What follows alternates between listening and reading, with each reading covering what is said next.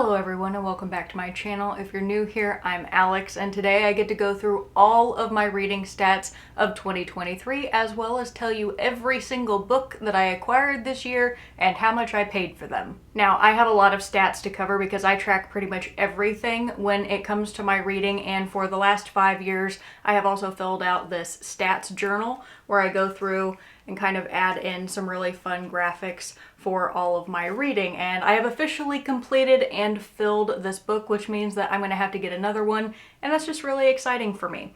I had a record year of reading the most books that I ever have, and that number is 41. Now, my goal for the year was actually to read 42 books. I didn't quite make it.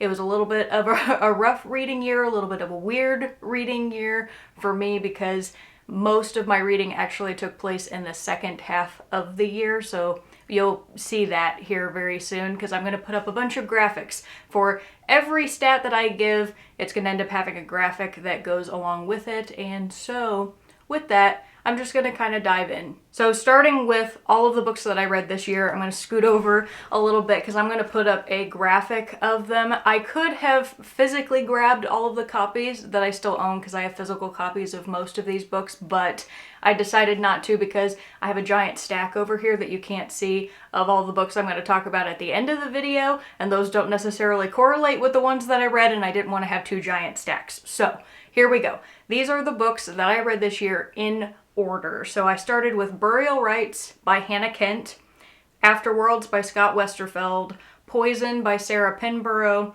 Gilchrist by Christian Gallagher, The Bees by Laline Paull, Waystation by Clifford D. Simic, The Book Thief by Marcus Zuzak, The History of Wild Places by Shay Earnshaw, The Vanished Birds by Simon Jimenez, Sea of Tranquility by Emily St. John Mandel, The Glass Hotel by Emily St. John Mandel, The Spear Cuts Through Water by Simon Jimenez, Pyramids by Terry Pratchett, I'm Glad My Mom Died by Jeanette McCurdy, Free Water by Amina Lukman Dawson, Finding Me by Viola Davis, The Cabin at the End of the World by Paul Tremblay, Tomorrow and Tomorrow and Tomorrow by Gabrielle Zevin, Howl's Moving Castle by Diana Wynne Jones, The Mountain and the Sea by Ray Naylor, Roller Girl by Victoria Jameson, Hell Followed With Us by Andrew Joseph White, The 10,000 Doors of January by Alex E. Harrow, A Memory Called Empire by Arkady Martine, Frightful Mountain by Jean Craighead George,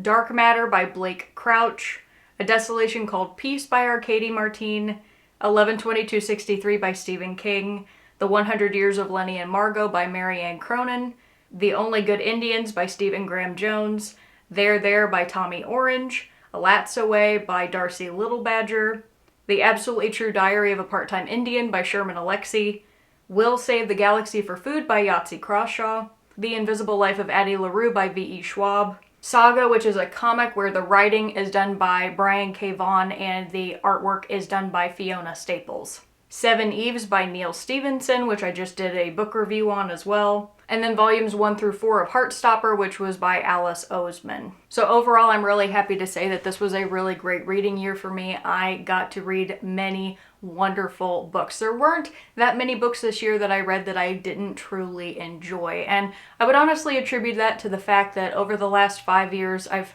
really narrowed down the type of book that I know I'm going to like. Now, of course, you can't get it right every time. Sometimes a book just turns out not to be what you think it's going to be, but for the most part, I read some pretty good books. And so my average star rating for the year was actually a 4.2, which I think is really high, and that makes me happy. I'm really happy to say that the star rating that got the highest number of books was actually 5 stars. Like, that's how many good books I read this year, which is just awesome. So I had a total of 12 5-star books, 10 4.5 stars, 1 4.25.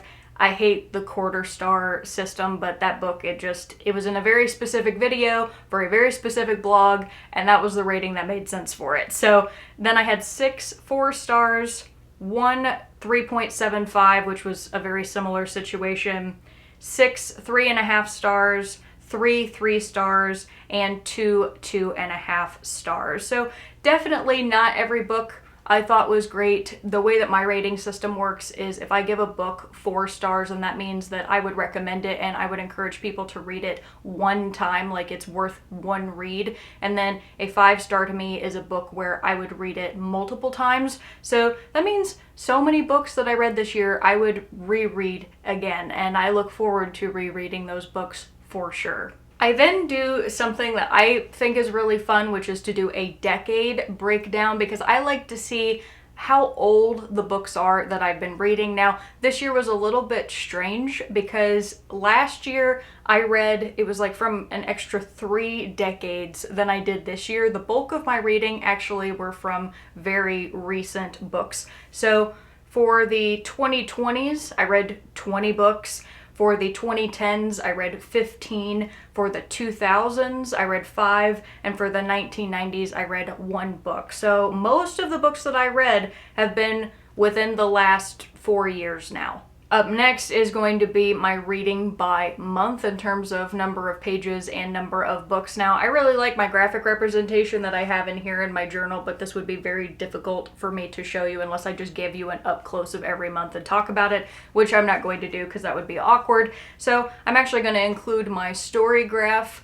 representation in here so that you can see that. And you'll notice that at the very beginning of 2023, I started out pretty strong with my reading, and then it immediately took a nosedive in March and didn't pick back up again until July. So that's where I lost a lot of reading, a lot of books that I could have gotten through, which ultimately ended up kind of ruining my goal for the year. But honestly, it's okay. There was a lot of stuff that was going on during that time, and I needed a break. I took that break, and then I came back stronger than ever. And you'll notice in like September and then in December especially, I just like knocked it out of the park. So it was really good the second half of the year, and I read like I said, 41 books and a total of 15,528 pages. Now, this next stat is one that made me really happy because I noticed in 2022 that I read from more male authors than I did female authors, and I kind of wanted to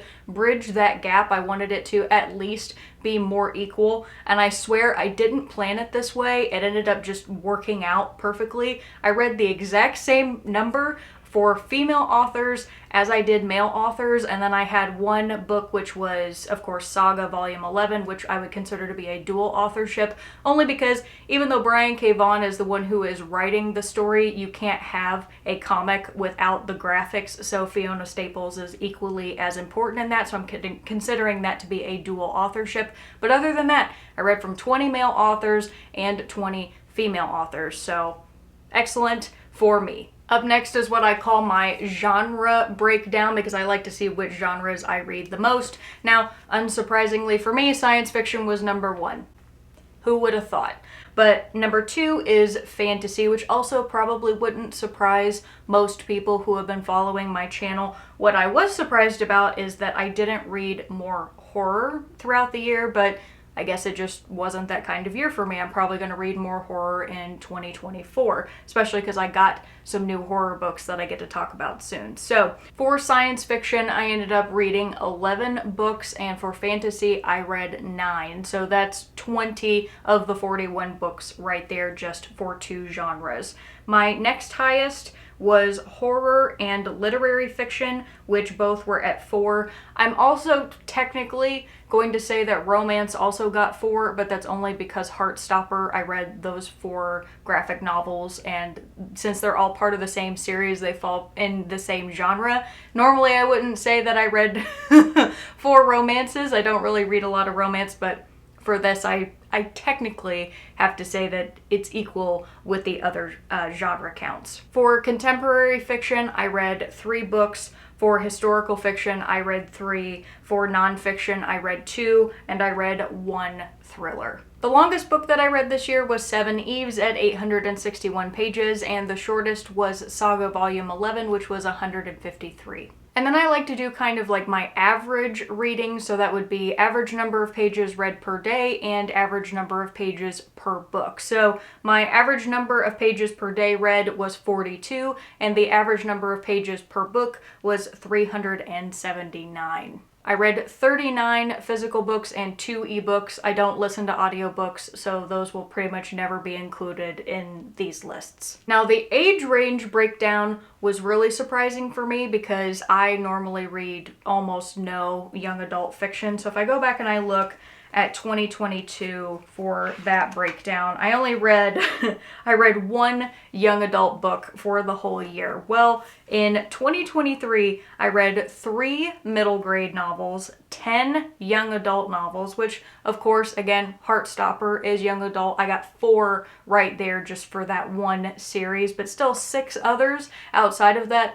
That is a lot for me. I read way more young adult than I thought that I did this year, but of course, adult is still going to get the most, which was 28 books total. And then the very last stat that I like to track is how I compare to Goodreads. And the way that I do that is I look at the most rated book that I read, the least rated book, as well as my most converging opinion with the average rating, and my most diverging opinion with the average rating. So the most rated book that I read this year was The Book Thief, which at the time that I wrote this down in my journal had 2,486,586 reviews, which is just insane compared to the least rated book that I read, which was again Saga Volume 11 at only 2,283 ratings.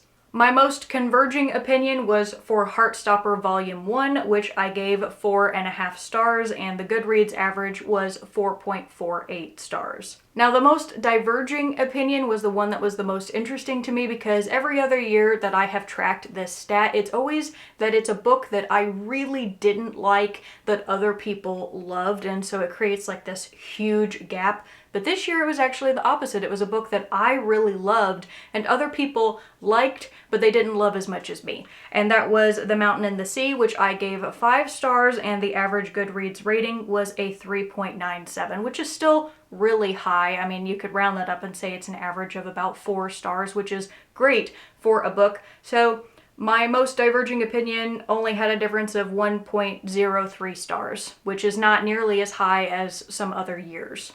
I also had no books that I DNF'd this year.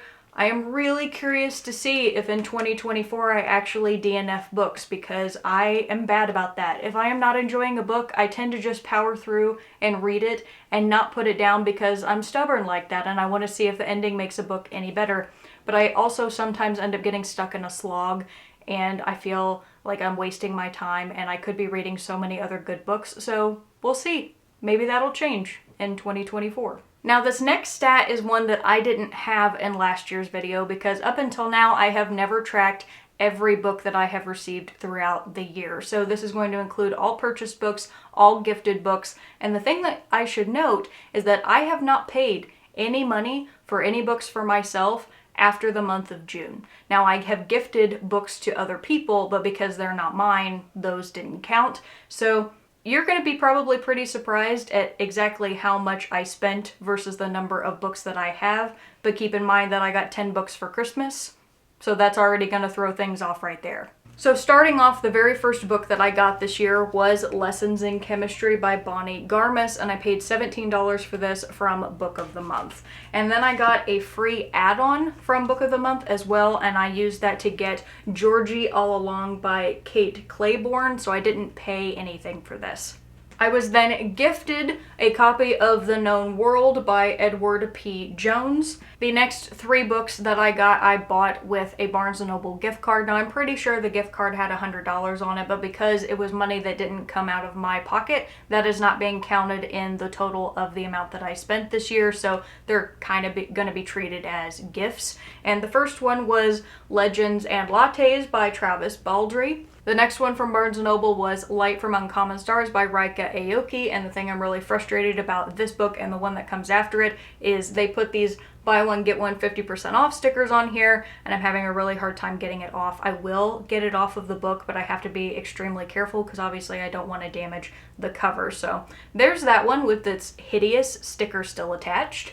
And then the next one with a hideous sticker is Bunny by Mona Awad, which I've heard also a lot of really great things about this book as well. I have a feeling I'm probably really going to like this in terms of a kind of horror novel, but we'll see. This is one that I am also determined to read this year. Now up next is Free Water, which I also got on that same Barnes & Noble trip, and this is of course by Amina Lukman Dawson.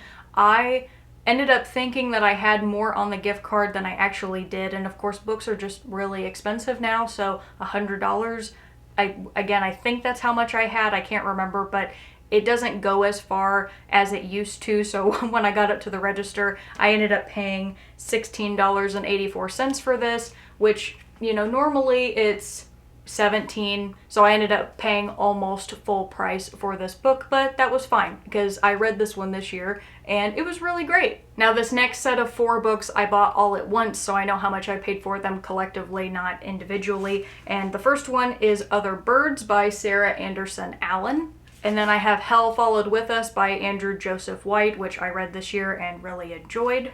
The 100 Years of Lenny and Margot by Marianne Cronin, which was one of my favorite books of the year. And The 10,000 Doors of January by Alex E. Harrow, which I was not as much of a fan of this year. But collectively, for these 4 books, I paid $90.91, which is just, that's crazy.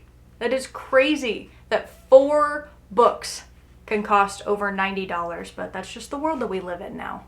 Up next is Alatso Way by Darcy Little Badger, which was another book that I read this year, and I liked it. This was the one that got that weird 4.25 stars, and I paid $22.46.